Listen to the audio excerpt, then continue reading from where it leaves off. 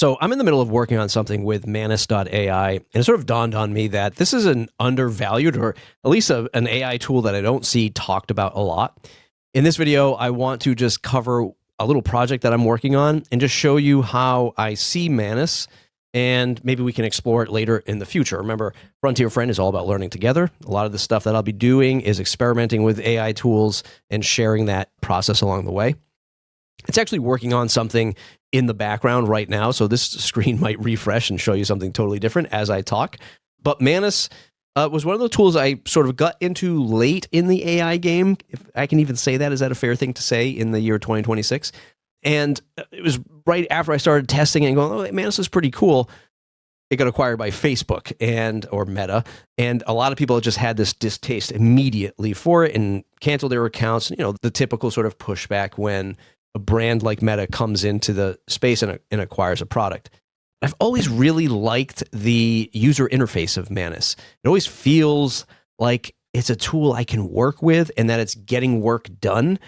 And I know this is a weird thing to say, but in this little project that I have right here, I wanted to compare a bunch of email marketing platforms for another thing that I'm working on in another YouTube channel.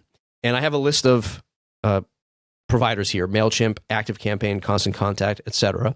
And I started thinking, okay, just build me out like a grid of price points, features, and like other information that I can use this as a comparative tool. And Manus, of course, says, got it. I'll research these marketing platforms, create a purchasing focus comparison chart with pricing ranges, limits, features, and key decision factors. And you can kind of see, it's just something about the interface as it's doing the work, sort of reaffirming me that it's going out to look at different sources, gather that information, and just do different things. Like as this thing is actually working on something that I clicked on before, you can see it thinking here. It's got this tiny little preview window of Manus's computer. Just feels like it's doing stuff. Like I really feel like I'm working with it versus a ChatGPT or a Claude, which, you know, it's giving you some verbose reporting, but you're not seeing like all of it. I mean, I'm not saying you should in some queries, but I'm just saying in certain tasks, Manus feels really good. So anyway, it goes in and builds this whole thing. And one thing I've noticed with Manus is it will always give me a report, a file, especially if I'm doing research like this. It'll send me like a Word doc, it'll create a little visual, and it'll give me spreadsheets. Now, I specifically asked for the spreadsheets, but it always gives me more, and it makes me feel a little bit more comfortable with that, like the research and the effort that it went through. So if we just click on this Word doc or this document, you can see it sort of broke down everything. It gives me its thinking logic here. Like, well, here's how we built the project. Here's how we built the report. Here's the critical thinking that went behind it. And I can go through and see the different trial periods, pricing range, core limits to watch for. Like if I'm just starting for free, like what should I know as my limitations, strongest buying case, main cost, et cetera, et cetera. Like it does a really, really good job. And then it breaks it down even further with the price points for each platform and what I'm getting for those, you know, so on and so forth. Like a lot of this stuff is self-explanatory, but it's very deep. Like it's a great research document. I didn't have to toggle on like a deep research or like an effort level that we're used to seeing with ChatGPT, Codex, Claude Code, etc. And there's a bunch of things I can do. I can just download this, markdown PDF, send it to Google Drive.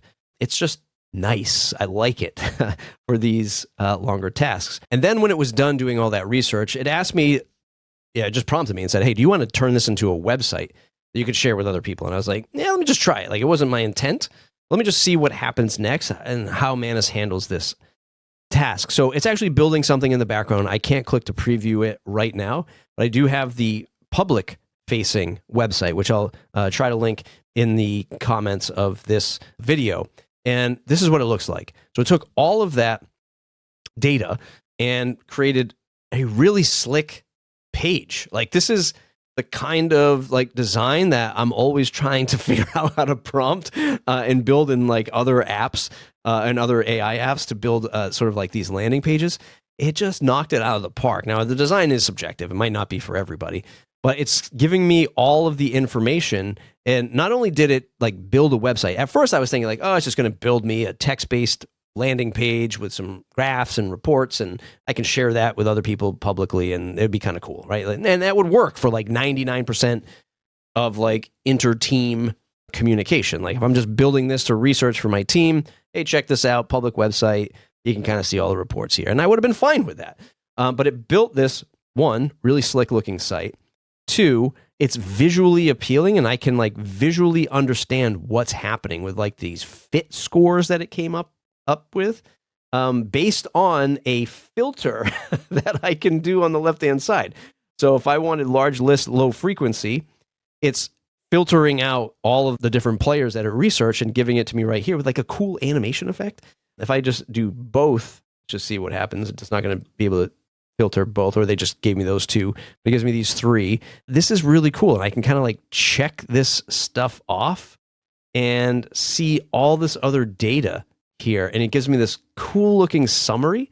Now, with most things in AI, I don't know if it's going to nail it every single time that I'm asking it to build me a report, but it did one-shot this. I hate that term, but it's freaking awesome. And I wanted to give you this preview of Manus so you could see it firsthand. Now, it is building something, because what I did in the back end, let me just pull up the last spot that we're at. Let me pull up the dashboard. I have this ridiculous amount of control and ability to do things. Like, it's almost if Claude Code or Codex lived inside of every single chat. And this is the part that I think is where it gets undersold, because when I created that website, that public-facing website, it built me an analytics dashboard so that I could track the stats, and as if it were a real live website for people to come and visit. And I'm looking at the visitor traffic here. It's live and instant. It's mind-blowing. But I asked it to add file storage. So instead of like, however it built the stuff and presented it in the website, now it has file storage. That's currently what it's building, so that I can swap out assets or change assets on the fly, which is mind-boggling. It has a database, which allows me to add a database to this. So it's going to store all of that information and turn it into a complete sort of lightweight CMS website. I'm not saying that this is what every Manus request needs, or what you need with every request, but the experience with Manus is pretty darn good. Like, I feel like with a Codex, or with a ChatGPT or a Claude, they're forcing you into these different areas. And look, this stuff changes so fast. Like, Manus could change by the time you watch this video. But instead of saying like, oh, go use our coding tool or go use our design tool, I feel like Manus just says, nah, just come to one chat and you have all of the stuff right here. I kind of want that from my artificial intelligence solution. I don't want to have to build contexts and be a prompt engineer and then have like 3 different areas that I have to remember, like which features, do what. Perfect example with like Claude Design. I really find it like, it's cool. It does a good job. But right now, I know it's early days, it burns through my resource limits for Claude Design almost instantly. Like, it's almost to the point where like I can't really use this for anything because it just goes right through it all. Manus just seems to just knock it out of the park with having this all-in-one interface for me to just work in. And I really like that. So you can see it here, like doing its thing. It's building out this whole back end, turning it into storage. I could send it to GitHub. I can, continue to share it with other people. It is really cool. And I just love how good it does when I need to give it work to do. Like, when I need to research something or work to do, Manus has always done a fantastic job. I've done a lot with Manus on SEO stuff, SEO research, SEO recommendations. I found that the scraping ability and the visibility of websites with Manus to be far better than ChatGPT and Claude. I don't know if it's a limitation of tooling or Facebook just doesn't care what kind of tool call it does right now for the cost that you pay for it. But it's always done a great job at like giving me visual representations of websites. I do this with my other website, the WPminute.com. And I say, go through this landing page, let me know what you would change. It does a fantastic job doing that. In fact, the new design of the WP Minute was largely inspired by the work that Manus did. It gave me a whole new design, and I said, yeah, I like that, and I'm going to take that and build it into my website. So that was a fantastic job, and it does a really good job of giving you an SEO report and audit and like recommendations. And it's the recommendations might still be the same. It's how it delivers the message to you. And I think it's something you need to experience by using Manus.